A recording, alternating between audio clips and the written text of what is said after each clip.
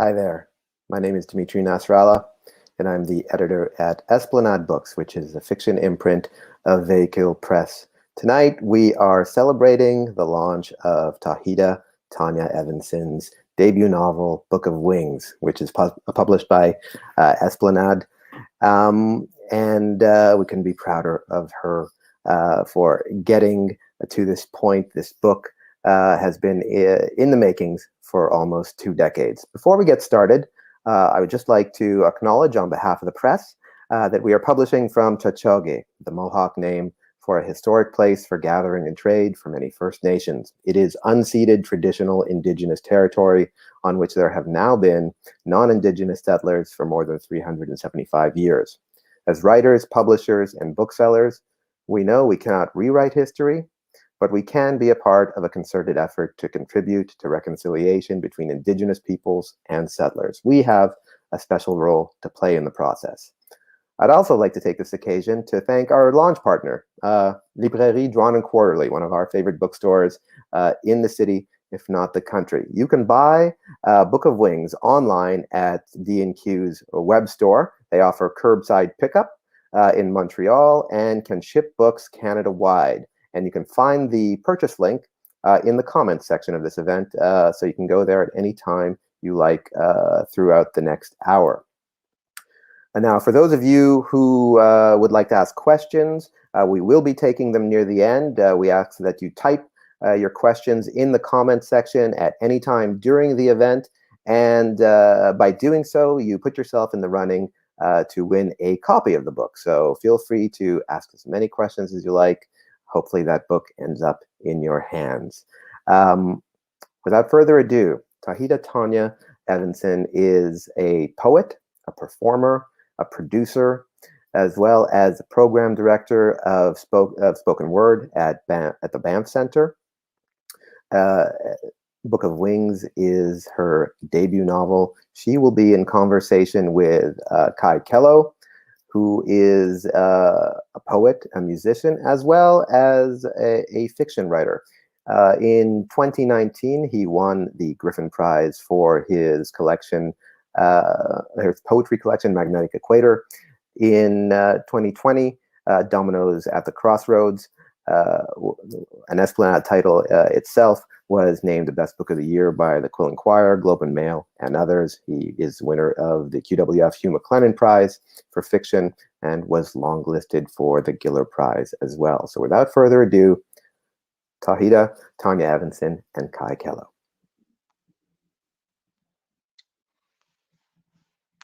Hi, everyone. Hello, everyone. Hi, Tawhida. I wanted to also thank Dimitri for that, for the introduction. Dimitri himself is an Esplanade author and a very, very, very talented editor as well, as I'm sure Tanya will attest to that. absolutely. So it's my pleasure to be here to welcome everybody, to thank Véhicule Press and Drawn and Quarterly, and to thank Tawhida for this incredible book, and to thank everybody for coming and listening and thinking together with us. And hopefully, if you haven't read it, reading this book will become a part of your life soon. It is a gift. And I bet before we move any further along, I think it's important to set a bit of context for the discussion so that anyone who is here, who is listening with us, who hasn't read Book of Wings can follow the path of this discussion. Book of Wings, it incorporates a variety of different literary genres. Among them, you find in it travel writing, or at least kind of references to travel writing, to memoir, to mystic journey, erotic journey, diasporic return, devotional poem, lover's progress, and it brings to mind, the work of many writers who've worked in many of these different forms.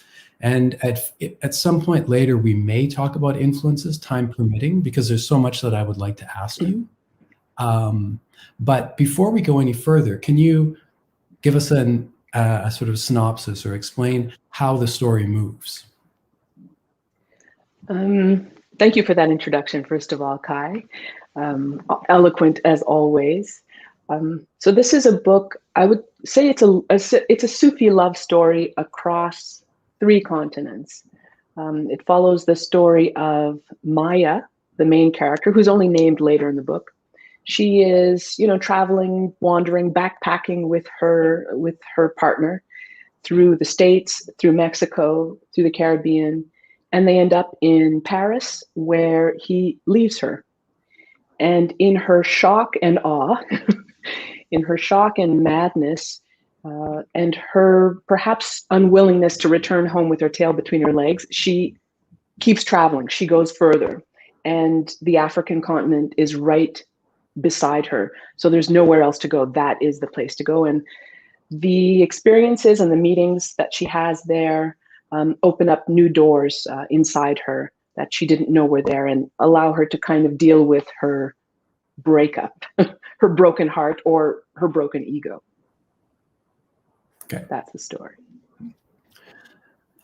One of the things that any reader will notice right away, and a couple have mentioned it, I'm sure, to you and to me, is that the book isn't just about sort of character, narrative, and event, but one of the main, it's almost like a character in the book, language, and the way that language shapes the story. It's really a focus here. And as a poet and performer, you are always working intimately with language, whether orally, on the page.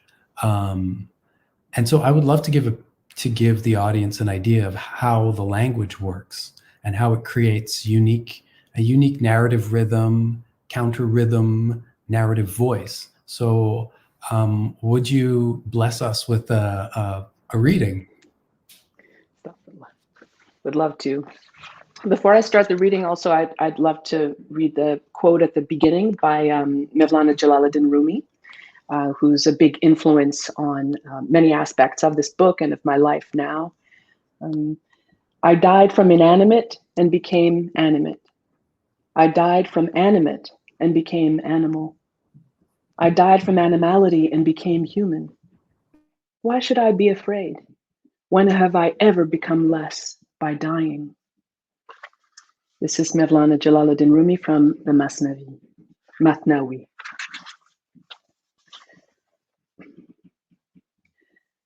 Today, I left my lover for a room with a view. He had trouble managing his time travel with me. It took only a few days for him to pack up and sail on 2 wings, un oiseau. He was careful, came with intention, but left no seed. We dived like birds, even into shit.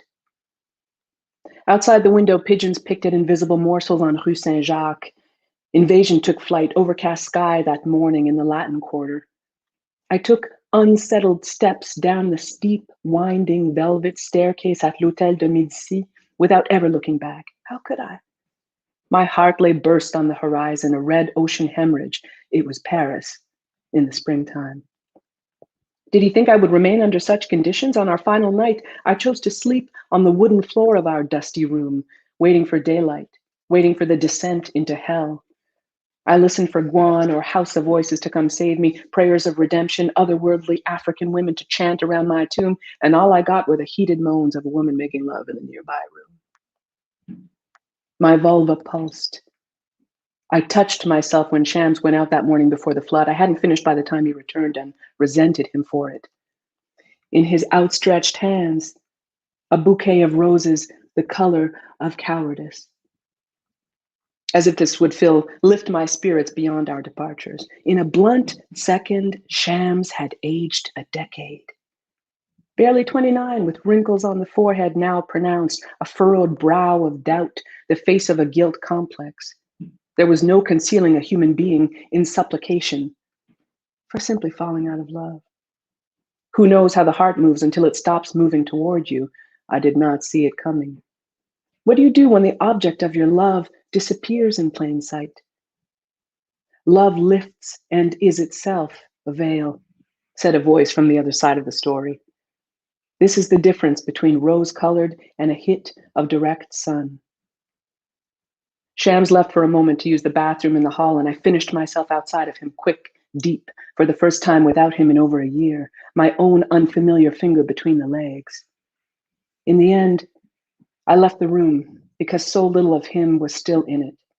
The only part that mattered had disappeared. I left the roses behind because l'odeur de la mort était insupportable. Walked out into the cloudy 5th arrondissement in early April morning 2002.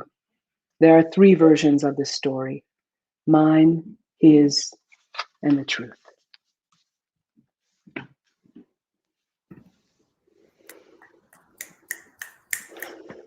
Thank you. When I read that opening paragraph, and in particular the opening line, "Today I left my lover for a room with a view," and then the opening paragraph that follows it, it was incredible. I mean, the language is really remarkable in this book, and it's funny because, well, a couple of things. I mean, first, it's almost like you don't hesitate with the density of the language. It just immerses us right away, and then it continues. It's sustained throughout the entire book. But I think it was probably about 8 years ago, you gave me an early iteration to read, right? I read it, and from what I remember from it, was that it was more the language of narrative prose. And so it appears that the language has shifted. And at some point over those 8 years that you might have been working on and off on this, the language changed. And so I'm curious to know if, what happened? Did you come to a realization about the book you wanted to write, or, about how your writing process would work, or the kind of book that best suited you? What happened in those years to make that change? I think the version that you saw, it was around 2012, you're right, something like that. Because I also sent a version of that to Véhicule Press. Like, I sent an original manuscript then too. I never heard anything back, but that speaks to my maturity at the time in working on this project. When that version had many stories, but with no all-encompassing arc. They were just a series of stories, but there was nothing to really connect them. There was no reason to tell these stories as a unit. And so looking back at them, I had to actually get to the point that I am at now, or the perhaps level of maturity that hopefully has increased by this point, in order to kind of to see the thread between all the stories, and to remove what was unnecessary, to contract some of the language, expand other aspects of the language, bring in dialogue, bring in some character development, which is kind of new for me. Poets don't necessarily work in terms of character development or plot development. And so those aspects, which are very important in a narrative work, needed to really get worked on. So yes, the language is more concentrated, but hopefully some parts of it have expanded, and that you both go into the inner world of the character and also the outer world experiences of that character. So as you go in and out, perhaps the language changes slightly. Inside is more poetic, outside is perhaps more longer winded, as more descriptive, more dialogue laden. And so that's kind of what happened between then and now. And also a third of the text was in French. That was another aspect too. The skeleton of the book was written in 2002 when Maya, the character, is a younger version of me. And so at the time, the bones were kind of written down, and the experiences in Morocco and France were all in French, and French is my mother tongue. So there was no hesitation. Everything poured out in French. So I had to make some changes there as well, not just in the quality of the language, but the language itself. I had to translate myself from French into English. That was funky. Yeah, it is funky because like the book is in such a state now where the published version is actually half translated. Yeah, it's like I tried to make it as hard as I possibly could for myself. But it's true. Of course, you'll alienate folks who don't speak the other language. So it's not logical to do that, but that's just how the work emerged. It just needed more polishing, more crafting. And that's where, Dimitri Nasrallah, came in to help with that and to pose the right questions so that I could see things from other perspectives. And that was really helpful. It was a labor of love to translate it. And sometimes I read some of the portions, they're in English, but I feel them in French. I don't see them in English. And some lines I just couldn't remove because they were too beautiful. I mean, the French language is so poetic, so musical, more than English. English, we got to really work, we got to polish it to make it poetic, to make it, to make it shine. And so that's what happened. Lots of polishing. Well, the language of the book manages to carry narrative prose at the same time as it does a lot of different things that you would find in lyric poetry. So it carries a variety of different sort of rhythmic movements, and the book has its own unique set of rhythms that carry it along. But also, pardon me, it sort of manages to communicate the internal world of the character and the external world, and to do all of the work that a work of fiction does at the same time as giving us this beautiful language. So it's a really special work. There was music involved in that too. Yeah, there was. Yeah, as I wrote it, I listened to 3 albums, and I named them at the back of the book. And so as I was writing with the cadences of the music. That would, and that also helped me to work on it with discipline and diligence every day. So the second I put on that album, I was inside the book. So what are the albums? So one album is Amak-i Hayal, which is a Turkish band that also has Japanese influences for some reason. So Amak-i Hayal, that's one album. That's one album, and the band is called Yakaza Ensemble. Okay. So Yakaza Ensemble, Amak-i Hayal, and the other one is Alice Coltrane's Reflection on Creation and Space. And the last one is Charlie Parker's Confirmation, The Best of the Verve Years. So each album kind of fits with a section of the book, and if you read it, listening to those albums, it flows with the with the movement of those albums, with the music of those albums. Definitely. I mean, I can hear I think about it now. I'm like, okay, I know where the bebop section is. I know where the influences. I know where the devotional Coltrane vibration is. Yeah. Which brings up, the fact that you can read this book in a lot of different ways. So alongside readings as devotional, as romantic, as mystical, and journeying, there's like an issuing from and speaking to grand, sort of the grand Afro-diasporic narrative. So there's the narratives of freedom and search for freedom, and there's also the narrative of return. And the central character, like you said earlier in the introduction, they visit the Caribbean and Africa, so their trajectory bends back along the routes of the diaspora, retracing those ancestral steps. So how did questions of return and freedom inform the central character's sort of Black woman's journey? Well, first of all, the character doesn't fully realize what she's doing. She's doing it, but not with a full understanding. She's not, in her mind, perhaps returning, kind of embarking on a full diasporic return. She's escaping. She's escaping herself, this experience that occurred that she can't absorb that it happened. He left me, she left me, they left me, that old story. And because she can't absorb what happened, she just, she finds a method of escape, and that escape is travel. What happens in the end, though, is that in that escape, she encounters things that inform perhaps a new understanding of herself and a new understanding of love itself. What happens when the object of your love disappears? What do you do with that feeling of in-lovedness, right? So that those travels kind of informed that transformation of what is love, and what is a love that perhaps doesn't require an object. But and that's what she learns from a lot of the people that she meets in Morocco.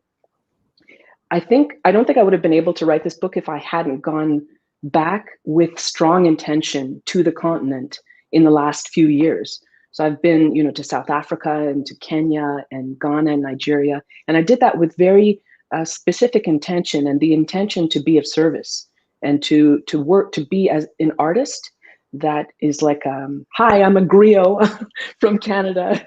Does my work have value to an African audience? Tell me, does it? So I needed to kind of go and do that and see if my work had any real value, and how it was received, and also what I could offer, what I could give, how I could be of service to folks there. And those experiences informed the lens with which I was able to write Maya's experiences on the continent. She didn't fully realize that she had returned, also by boat, by choice. Mm-hmm. It happened, but it wasn't a full realization. And that's where perhaps some mystical aspects come in too, where there's sometimes a voice from the other side of the story, which is the future, saying what you're doing now is the right thing. You don't know what it means, but it will have a meaning later on. You're right that there's something of the her return doesn't seem deliberate. Like, she doesn't set out right at the beginning to say, okay, I'm going to, this is a an experience of return. And it just happens kind of very naturally and fluidly. And then once you reach a certain point in the novel as a reader, you're like, oh, perhaps this is what's happened, and this is what's happening. And so I guess I'm not sure what the question is in here, but I'm wanting to ask you about the choice to make that journey of return and the narrative of return, to allow it to happen, but to make it sort of just the character just sort of slip into it, almost as if to make it, to understate it a little bit. The character is naive, and in that naivete, they do something quite beautiful and quite powerful that they don't realize at the time. So there are a couple of indications of that power throughout, specifically as a black woman returning. There are some characters that she encounters, especially when it comes to discussion about the Gnawa, and who are the Gnawa, and what is this group? The Gnawa were brought from, it's a group of Black Africans who were brought as slaves from countries south of Morocco up into Morocco to, enslaved. And most of them were from Ghana, from Senegal, and coming into Morocco, this place where Islam is prevalent, they managed to somehow combine animism with Islam, and that's Sufism. And so that's an experience that the character has, but it's not fully realized. She is just immersed in it, and people talk to her about it. But what does it mean? She doesn't fully realize. So this is really a series of experiences that only become clear later, which is why perhaps I was only able to write it later, to see the clarity and the import and almost the transmission. It's like there was a transmission that happened, but the character's not aware, or my younger self who experienced it was not aware. And now it's like, oh, that's what happened. That's why now I should tell this story. Otherwise, it was just a series of narratives. But now I could see the arc. I could see what led me now in my life to having a spiritual practice as a student of Sufism. And the seed was there, was in those experiences in Morocco in particular, where everyone says, this is the land of God, and people take care of you, because hospitality is a very, very important and profound aspect of Islam. And I'd never experienced that before. So there were many seeds that were planted, and then now it's bearing fruit. I also want to ask you about freedom. That's another one of the grand sort of Afro-diasporic narrative progressions that you find sort of from bondage to freedom. And I was curious about the way that interacts with kind of the road novel, because in a lot of sort of classic road novels, you have and ones that we would be very familiar with coming from the spoken word movement, which has, there are a lot of people who love the beat figures and they loom large over the spoken word world. Yes.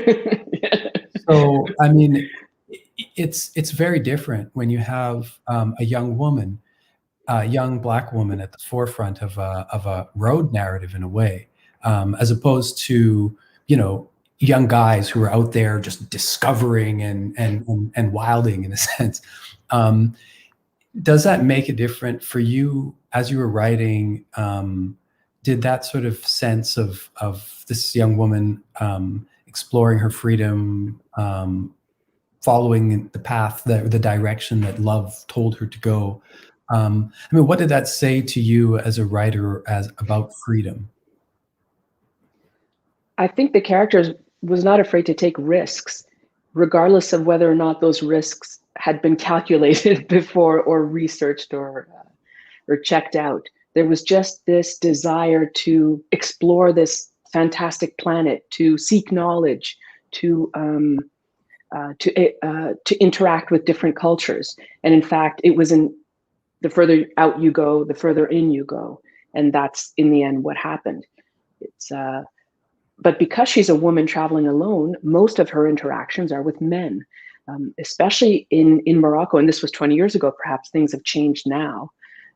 But men are what you see out in the street. You don't necessarily see that many women shopkeepers or working front of house in a restaurant or things like that. They were more behind the scenes. That's why there's only one interaction with a woman, and that is Hajar.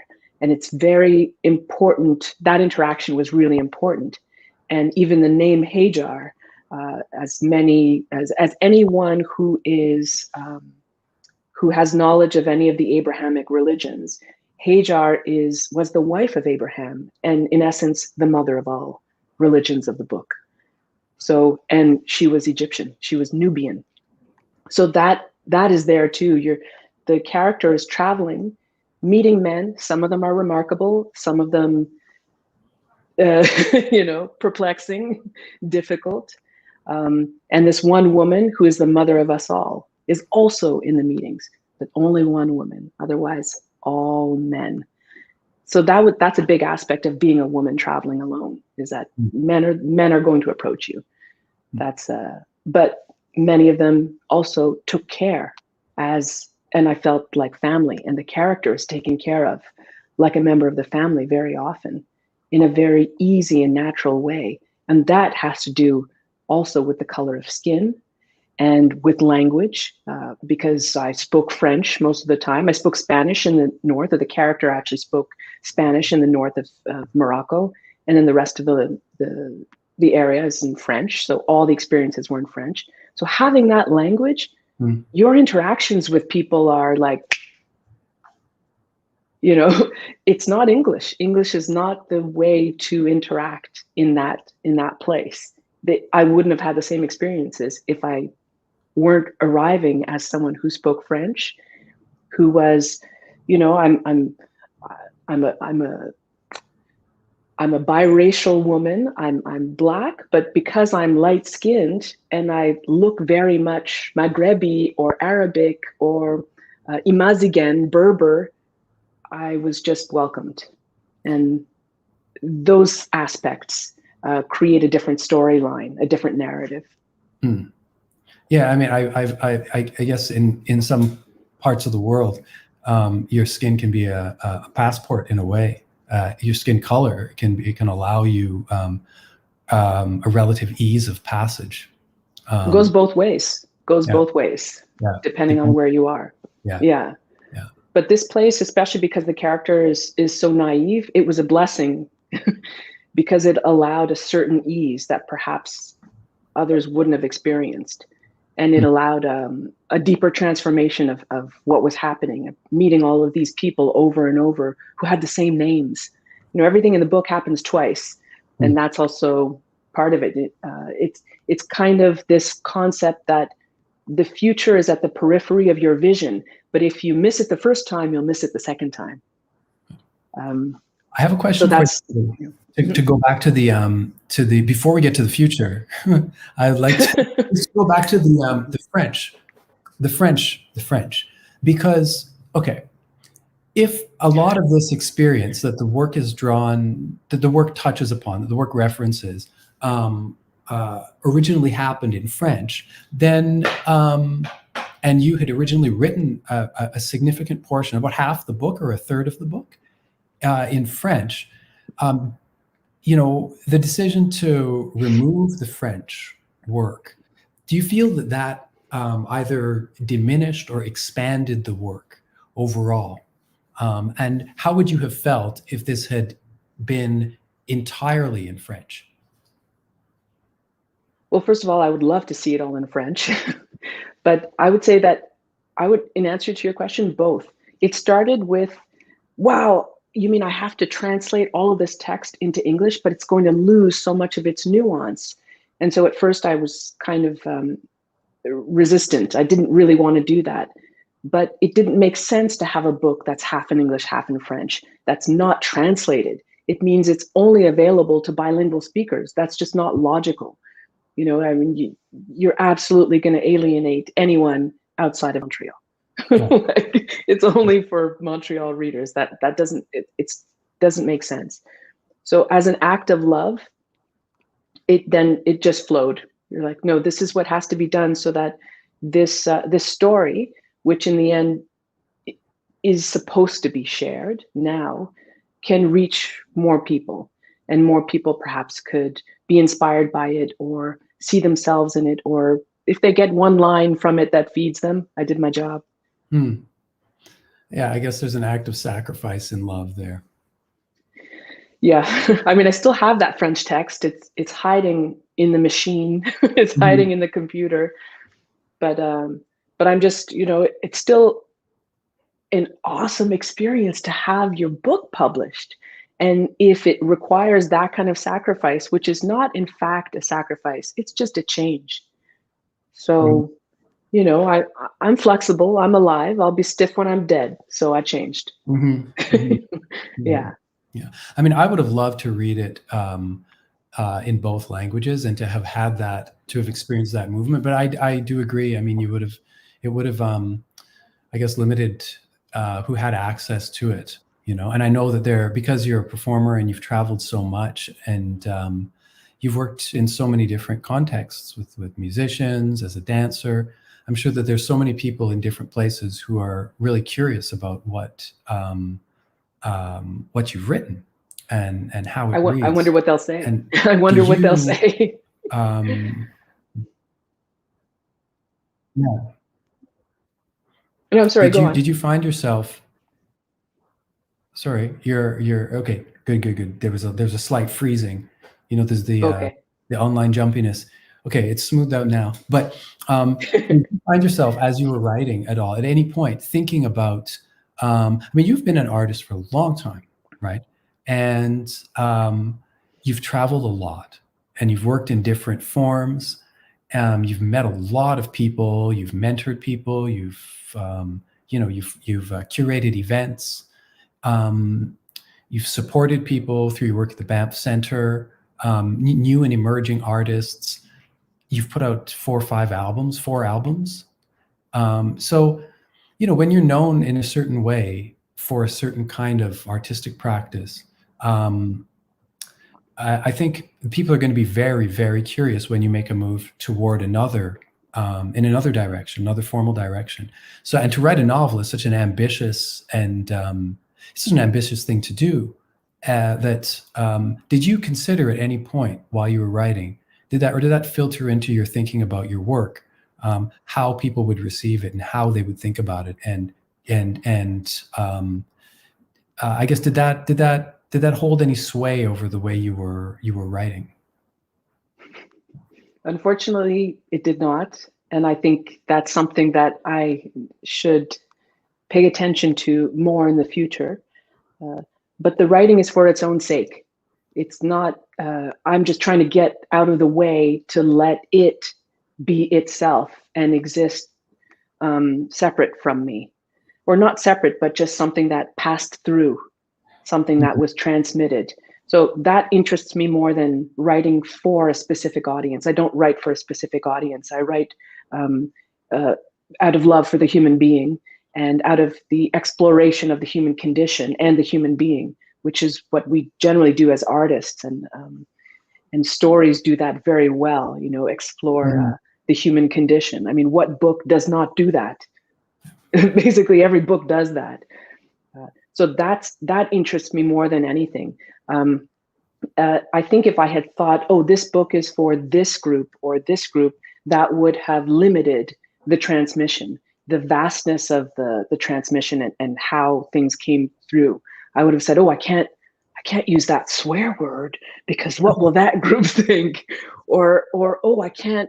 This Black woman can't have a lover who's white because people will say, well, you can't do. I mean, why don't you just make it a full BIPOC book with all BIPOC characters?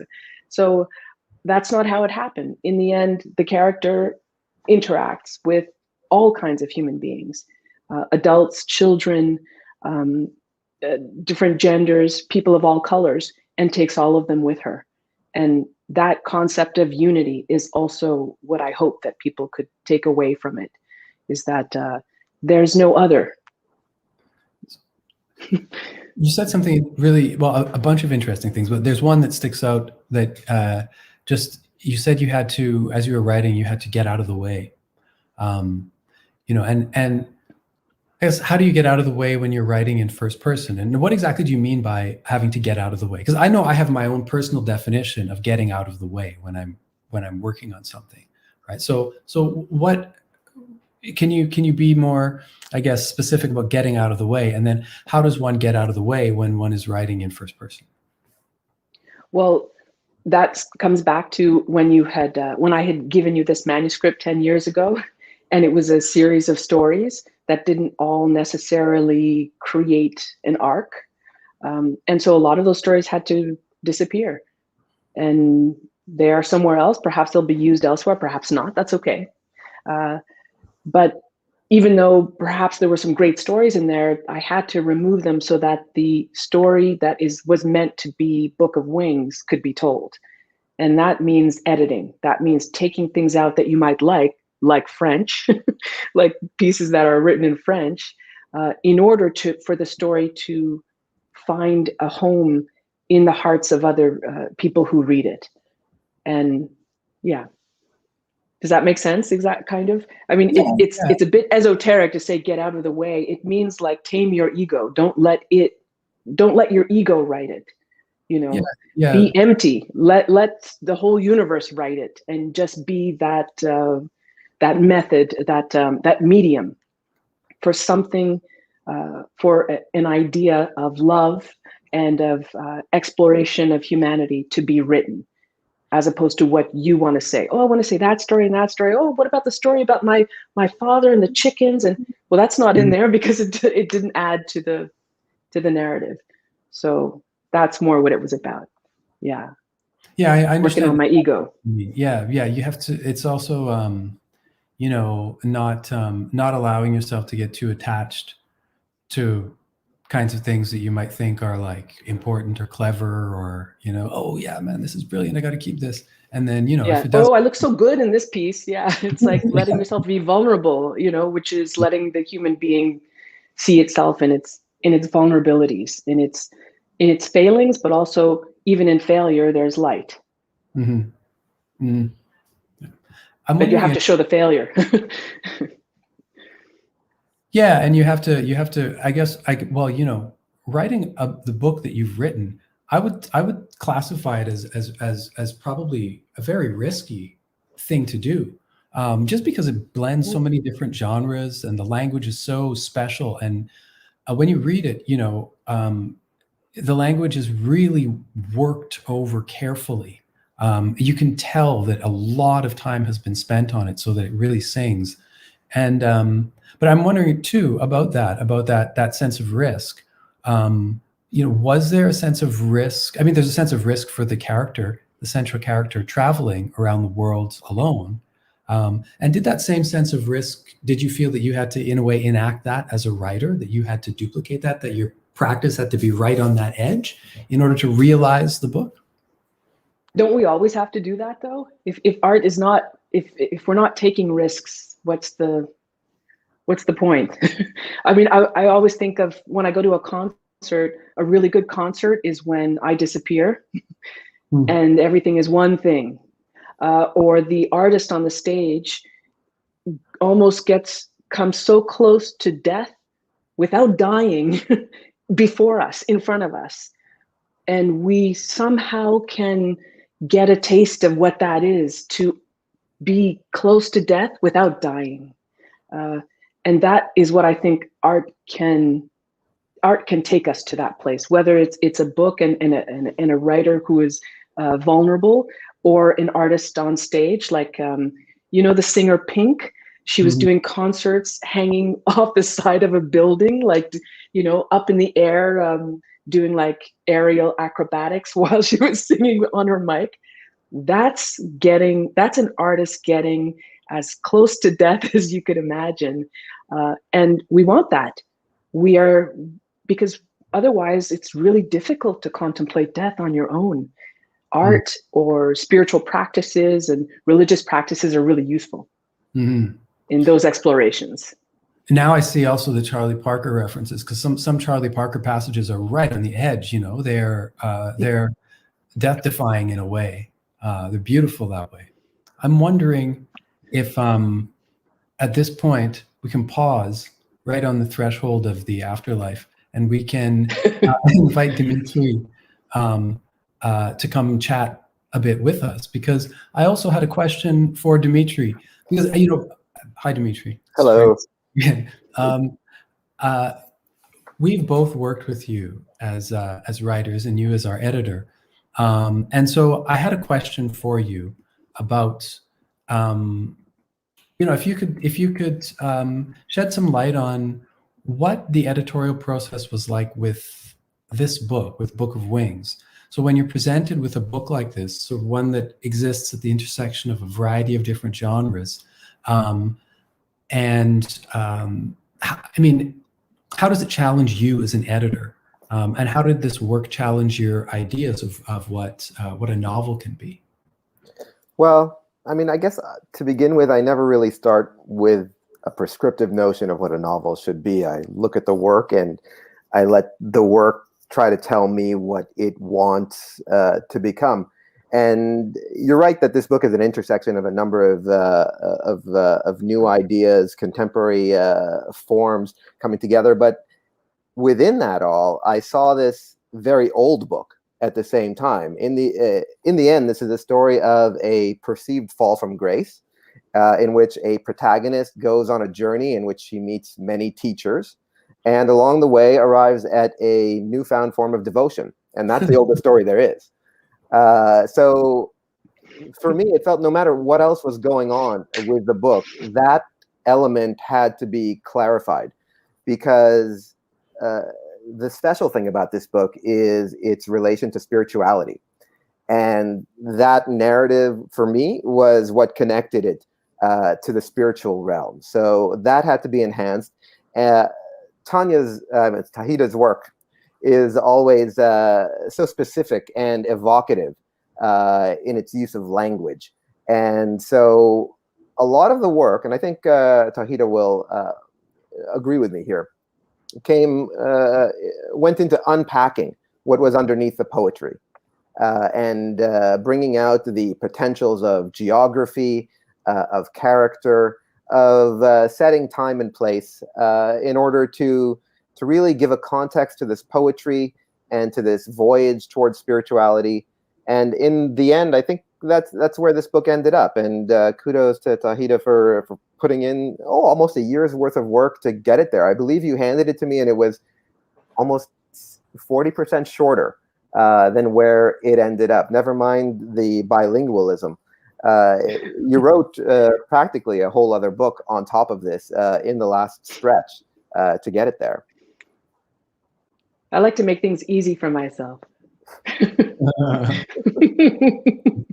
But it's with your help that things were expanded, that I hadn't thought to, or I didn't really know how to expand them. I hadn't thought, oh yes, I should expand that. That's a character. I should describe them. Oh, even that was new territory. And yeah, setting and character were the biggest ones. And then adding some dialogue as well. And the arc, the thread that exists throughout, which is, yeah, meeting all the teachers. Well, I remember we had that great and really complex conversation about what a reverse middle passage meant to you. It was just maybe 2 words in the middle of the book when I first received it. And then once we began talking about it, it became this kind of narrative construction that we could employ over the entire work. And you really articulated it into something that was respectful to its origins and also spoke to your current situation as well, and really built up a very beautiful portrayal of what that could mean to yourself and to other people reading this book. And I think, you know, along the way, we would uncover these nuggets that were buried deep in the book and say, well, what do you really mean here?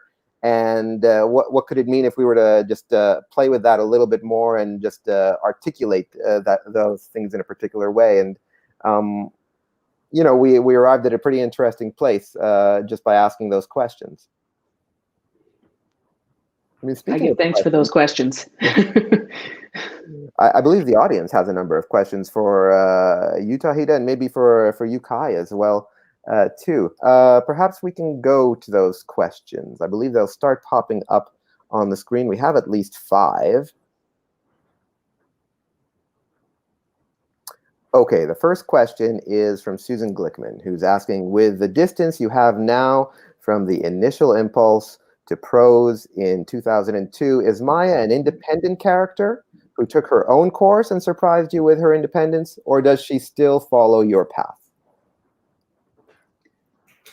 I would say that she laid down the foundation for the path that I'm following now, because she's an earlier version of me who was going through some experiences that were not fully clear to her at the time. But looking back on those experiences, then all of the lessons from the interactions with people that she met in Morocco became clear. So it's an early version of what this has become now.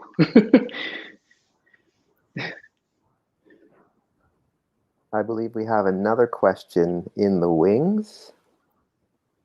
514 Soul asks, when you read the final edit, did you learn anything about yourself?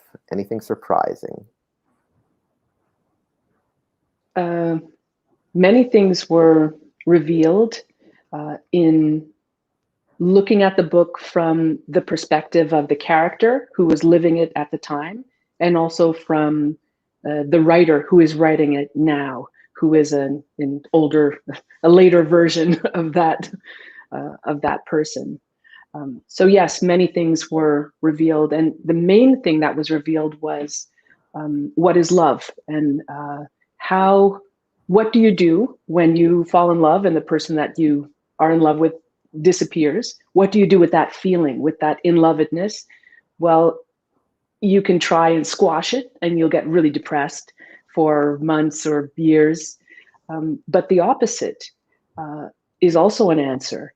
And that was what I learned about not myself, but about the nature of love, which is actually you can just give it away because it's like an ocean. And when you're in that ocean, don't try and get out.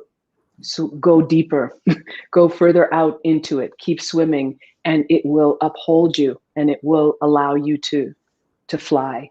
And that's what I learned about myself, is how to love without even an object. Wonderful. I believe we have another question ready in the wings. Shanice J asks, as a practitioner of Sufism, how did the path influence your practice in writing this book? It is everything. The being a student of Sufism, this book is basically what laid the groundwork for this Sufi practice to occur.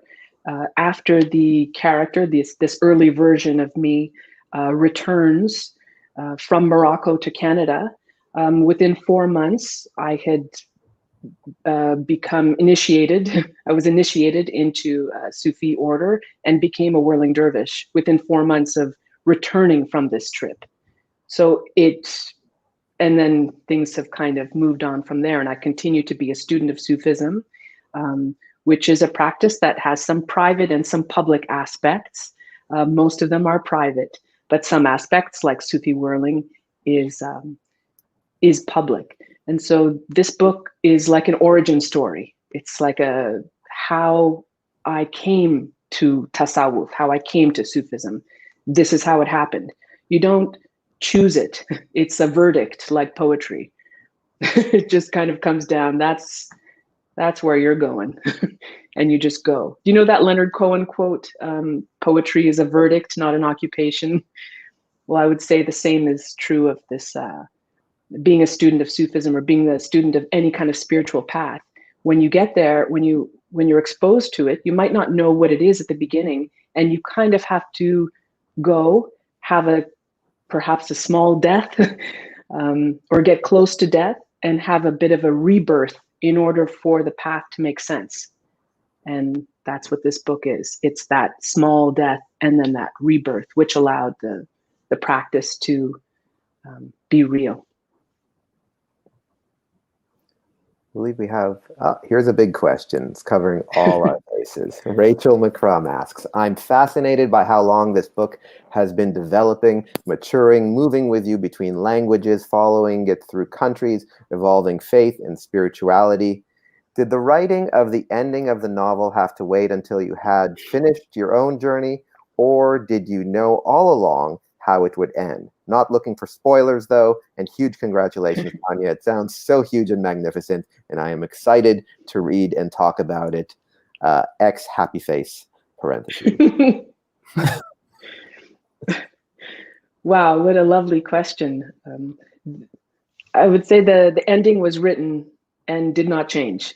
It remained solid because it was the beginning of what came afterwards. So that part was clear. It's what happened before the ending and what the significance was of all of those events that happened before.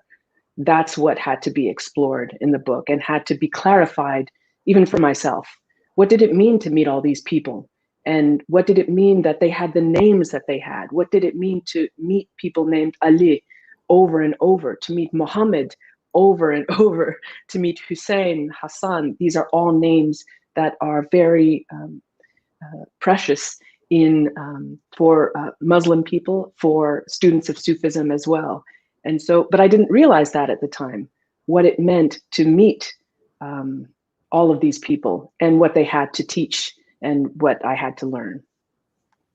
I remember we had a few long conversations about finding differentiations within the sameness within names, how we could develop characters so that they could have this collectivism that is shared with these names, and yet somehow imbue them with a sense of this is a different person. And that was that took a while to get to arrive there.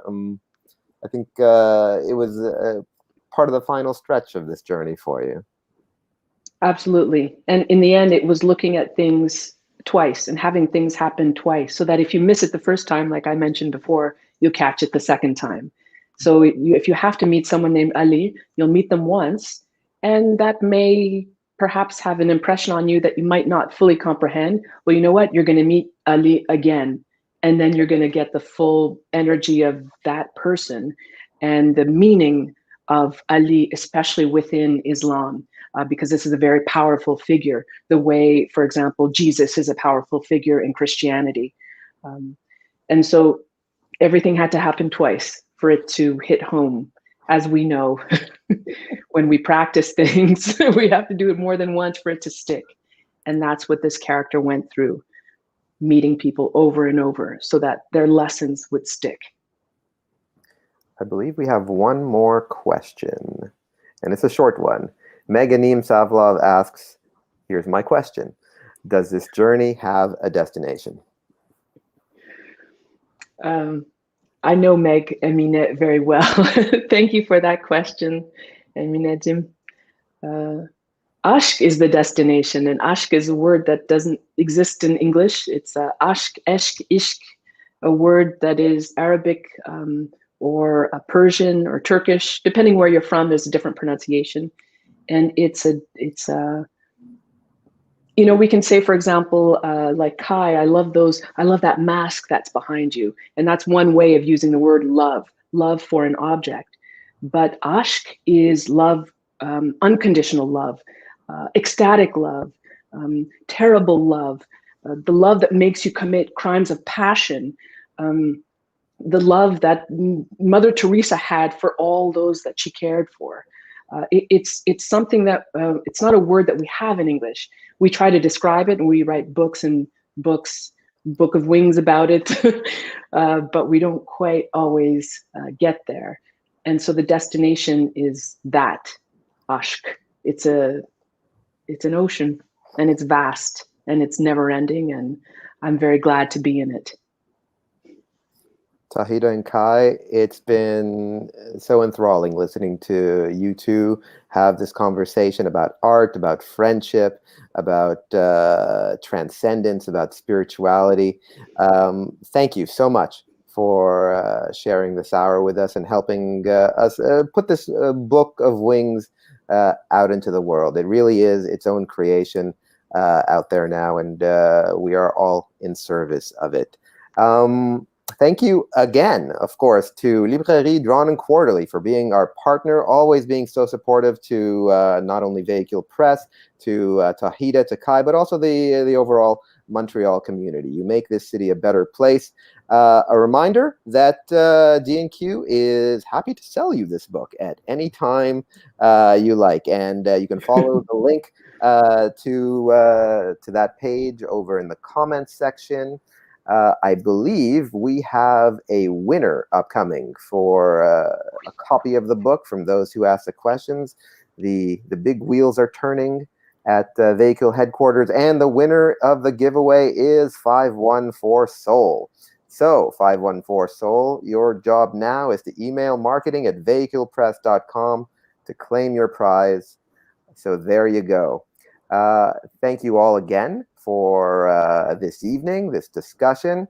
Thank you all to all those people who contributed in the chat. The comment section has been on fire with praise and observations. So I know we're all going to spend our time reading through that after this is over. Once again, thank you both, Tawhida and Kai, for this evening. And congratulations again, Tawhida. Thank you both. Thank you, Kai. Thank you, Dimitri. Thank you to for all of this, and Véhicule Press and D&Q as well. It's been a real wonderful journey, especially that this happened in 2020, which is a hard year. But this project gave me hope, and hope on a daily basis. So I feel really, really blessed to have been, to have gotten a book deal during a pandemic and it give me something to hold on to, a touchstone that I could work on diligently and then let fly. So thank you very much. Thank you. Tawhida, I have to thank you as well, because when I think about this book and what it contributes as a completely unique work to Black Canadian writing, which is really flourishing now, Black writing in Canada. This is a fantastic contribution, and it will be read for a long time and thought about and discussed for a long time. And it enriches the conversation so much. So thank you for that. And Dimitri, thank you as well for helping to shape that. Thank you. And as your characters would say, Tanya, inshallah. So exactly. Inshallah. Inshallah for sure. All right. Well, good night, folks. Thanks for joining us. Good night, everyone. Thank you.